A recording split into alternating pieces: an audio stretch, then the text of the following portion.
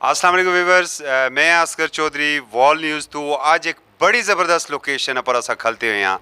और surprise location ही अजे असा दसने भी ना कि असा कड़ी जी खलते हुए हैं। मारे नाल मौजूद है इस वेले हसबे मामूल सर तारक शमीम साहब और तारक शमीम साहब को पुछसा ये बल खानी जी रो गशनी और जी सही लोकेशन भी नज़र अचनी कि इसने हवाले नाल उन्होंने पुछसा तारीख पर थोड़ी जी गल करसा और थोड़ी जी गल करसा टूरिज़म पर कि टूरिज़म पर इत्थे मजीद क्या हो सकना। तो जुलने सर तारक शमीम साहब को और उन्होंने को पूछने अस्सलाम वालेकुम सर। वालेकुम अस्सलाम जी। सर तुसा ठीक हो जी अल्लाह ना बड़ा आसान जी। बड़ी खास जगह भी तुसा की नींद अच्छी रिया आसाने व्यूअर्स जी। ये जगह वाकई बड़ी खास ही हूँ चूँकि तुसें जगह का नाम है दसिया तो मैं भी ना दसना थोड़ा सस्पेंस पर पाइयै व्यूअर्स की वो शनाख्त कराओ तो तुसें कमेंट्स कराओ कि केड़ी जगह ही ठीक है क्या जरा सारे बल खानी रो तुसे किस तरह लगनी सर। इरा जी ये बल खानी रो बदकिस्मती साढ़े इस इलाके नहीं यही कि इत्थै कोई टूरिज्म ने हवाले ना कोई गल नहीं वरना जड़ा ये खूबसूरत मंजर इस अरोन आया मैं समझना कि बहुत ही यानी बड़े बड़े जड़े टूरिज्म ने हवाले नाल मसलन आयरलैंड आ या इस किस्म के लोग जड़े ममालक है उत्थे भी ऐसे मनाजर सुन देखने ही बहुत घट मिलने। जिस तरह कि इस अरो ना ताल्लुक आ इस अरो की आखने नदी अरो और डी वाटसन जिस हज़ारा गजट लिखिया 1872 शुरू किया एक एडिशन तो फिर 1907 मुकम्मल किया उस विच इस ना अरो ना उसकी आखिया डोंड अरो क्योंकि अरो दो ही एक ए अरोई जिसना मंबा छंगला गली तो पानी निकलना तो ये जुलना सीधा खानपुर डैम ही जुलना दुआ मंबा दुई रो जी है वो दूसरी परले सतोड़े वाली अरोई जिसना मंबा समुंदर कट्ठा और समुंदर कट्ठे तो रो जुलनी ये दो रोइयां टच होनियां बांडी तो थोड़ा जिहा अगे जबरी तो पहले दो तारा उस जगह ना आया ये उत्थे जो टच होनियां और उतों जो तो ये सीधी खानपुर डैम में मिलनियां यानी खानपुर डैम जो बनया वो इना रोई इसा रोई ना मोहताज आ और इसा पर उसनी सारी वो होना पाया वो खानपुर डैम जड़ा। अच्छा उस्ताद जी एक अगर अस चीज़ देखा एक ये लोकेशन ही और एक क्या बड़े दूर आसा की एक रो अशनी नजर हो रो ये शेरपुर वाली रो ही अगे ये बुनियादी तौर पर रो तो ये ही जी जी इत्थों हूँ अगे वो जी तुम आखिरी नजर अशनी ना उस जाई की आखने छा यानी छा यानी उसको सामने रार शेरपुरा पार छाया पीछे कुंड बटल और बजूरा और ये इलाके जड़े उसने पीछे अशने पे और वो चूँकि रो जी है उतों अगर फिर जगह भाई किश नहीं इस दौरान थोड़ा जा पहले इस टाइम चूँकि दोंदी एक गड़ी वाला पुल जड़ा वो भी संगी वाजे तौर पर नजर अशना। ठीक है अच्छा चलो इस मौसम ने बारिश का अक्सर आवाज़ था सुनी खलन नहीं देनी और पार जड़ी और सारे ने गर्मी बहुत ज़्यादा ही मौसम तो ज़ाहिर है जी बड़ा खूबसूरत आज तो बड़ा चार्मिंग मौसम आ बड़ा ज़बरदस्त मौसम आ बल्कि हवा भी बड़ी खूबसूरत हल्की हल्की बूंदाबांदी भी काफ़ी दिनों तो बाद बूंदाबांदी शुरू हुई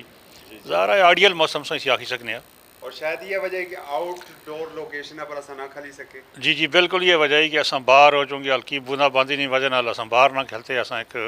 शहर के अंदर मौजूद हैं। अच्छा उस्ताद सामने कोई नाले नजर अचने बिल्कुल जरा इन्होंने थोड़ी जी तारीख दसा और एक गालबन सोने आपने महल्ले ने नाले है एम आई राइट यस बिल्कुल तुम इस गल राइट है लेकिन वो सस्पेंस तो गया खत्म हो गया ना व्यूअर्स जो आसानी पहचानी कि इंसान की जगह बहरहाल ये सामने जो नाले है जी जी इसकी जोड़े पुराने लोग से इस जगह की आखने दावो नहीं दंदी दावो शायद उस जमाने नहीं कोई मी तो एग्जैक्ट पता नहीं है कि कोई मुसलमान औरत हुई कोई गैर मज़हब हुई इसकी दंदी तो मुराद है कि इंतहाई सटीप जगह ही और इस जगह भी बेशुमार हादसात हुए कि अल्लाह ने बड़ा करो कि गुज़श्ता 10 12 14 साल तो या तकरीबन 20 साल तो इतना हादसा कोई ना आया। उस तो पहले हर साल इतना एक आदमी टहना सा जरा सीधा चूँकि रास्ते ही रुकने की जगह है नहीं सीधा इतना थला अचना सा तो ज़ाहिर इतनी दूर अच्छा करता तो वो उसकी मौत वाकई आई किश नहीं सी। दूसरी जगह ये नाले दोटी थे अगर सोना कैमरा दसी सके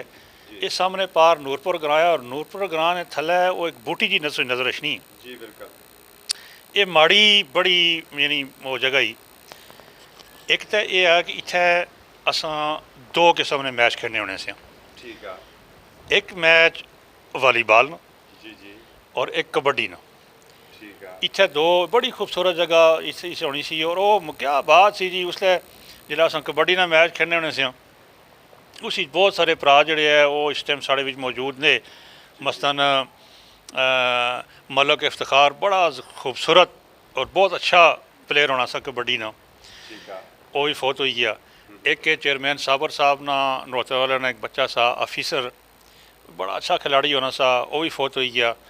अस इत्थै कबड्डी खेलने होने से जिस तरह वालीबाल ना तलक आ इत्थै बाकायदा ये नूरपुर वाले भरा जेह्ड़े साढ़े इत्थै टूर्नामेंट कराने होने से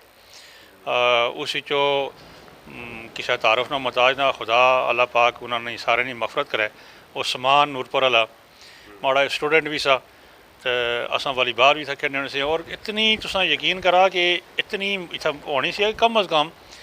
300-400 आदमी कबड्डी का मैच पे तो फिर भी, और आखी उस वालीबाल का मैच है तो फिर 300-400 आदमी इत्थै गठा होना सा। और ये सिर्फ ये नहीं वालीबाल ने मैच ही जो असां इलाकाई सतह पर गंभीर, कुंड बट्टल, डेरी क्याला और लोरे नहीं तो एक दो त्रै टीमां होनियां सियां। बाद औकात एक दो दफ़ा नगरी नहीं टीम आई, लेकिन बड़ा एक रौनक होनी सी, बहुत रौनक होनी सी उस चूँकि लिफ्टा ना ज़माना भी ना सा, लोग पैदल इस निकलने होने से सैशने होने से। मी वो जगह देखी तो मैं सामने ही मड़े तो मी वो पुराने यादां ताज़ा हो गई। अच्छा उस्ताद जी, अच्छा ज़रा दुए पासे जुलने और कुछ नवियां यादां ने बारिशों को पूछने। अच्छा उस्ताद जी, बिल्कुल नवी एक लोकेशन पर असां आए हैं। जी जी, ये मिगी दसा है वो है रोई जी अप्रू टेनी और जिस तरह मेरा ख्याल कैचमेंट एरिया, और मेरा ख्याल है उस्ताद जी बारिश बहुत ज़्यादा सौ पर पेनी। खैर ही कोई गल नहीं, कोई गल नहीं। अच्छा चलो फिर ये समझा कि बड़ा खूबसूरत मौसम है और उस मौसम ने लिहाज नाल असें इसी करनी है। असल जी मैं बुनियादी तौर पर स्काउट हाँ, जी जी, तो स्काउटिंग ने हवाले नाल हुआ जे ये मौसम जोड़े होने बड़े एक दिलकश किस्म ने और चार्मिंग किस्म ने मौसम होने। बहरहाल ये जी नदी है रोज़ दसने सामने, जी जी, ये भी सैर होई ना सैर। और ये रोज़ जी सामने बिल्कुल नज़र अशनी ये ग्रां या पट्टन एक साइड पर दूई साइड पर मालमूला इन्हें दरम्यान जो निकलनी। और इत्थों पिछा जड़ियाँ इत्थै फिर दो रोइयां फिर मिलदियां। एक रोज़ जी है मरी आह्ली साइड पर अशनी, एक रोज़ जी है वो सीर गरबी आह्ली साइड पर अशनी, जित्थै शायद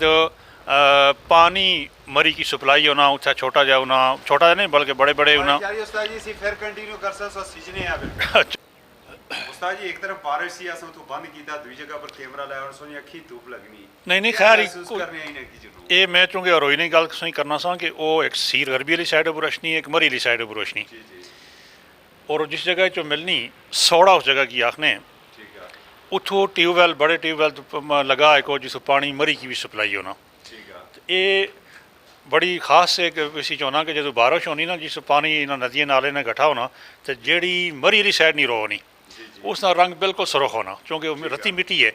तो जी सीर गरबी वाली साइड पर रोशनी उसका रंग ज़रा ब्राउन जहा होना। और दोए पानी जो मिलने ना ब्राउन और दूसरा तो बड़ा मज़ा करना नहीं है एक साइड पर, बल्कि उतों उस सौड़े तो कि नहीं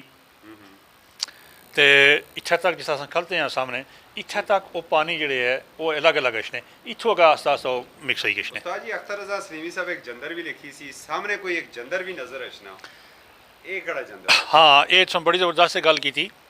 अख्तर रजा सलीमी साहब नाल चूँकि काफ़ी अरसा की मुलाकात नहीं, बड़े पाए ने शायर है, अकादमी अदबियात उर्दू उत्थे वो सर्विस ही करने इस्लामाबाद,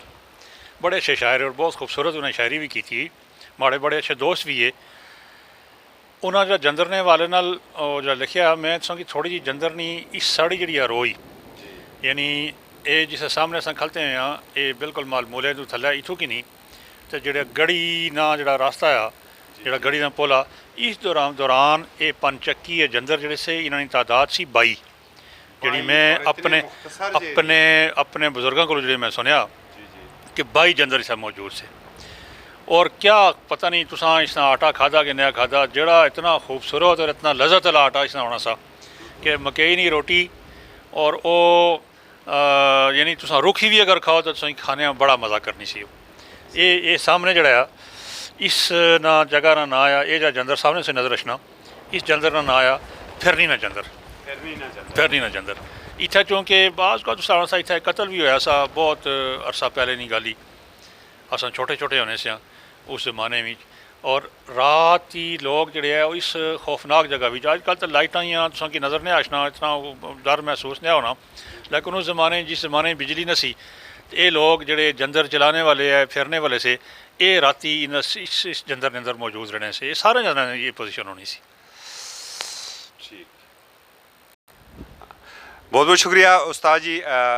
व्यूवर्स, तुसा तारक शमीम साहब ने पूरी गुफ्तगू सुनती और इस गुफ्तगू ने दौरान मुसलसल असा तुसा की लोकेशन दसने रहे हैं कि कितना खूबसूरत और जन्नत नज़ीर असा ना खिता है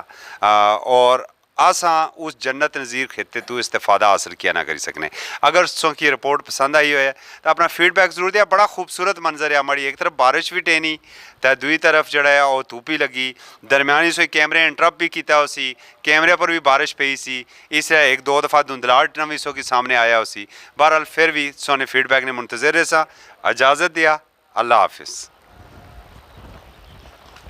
देखा बस बस ठीक है।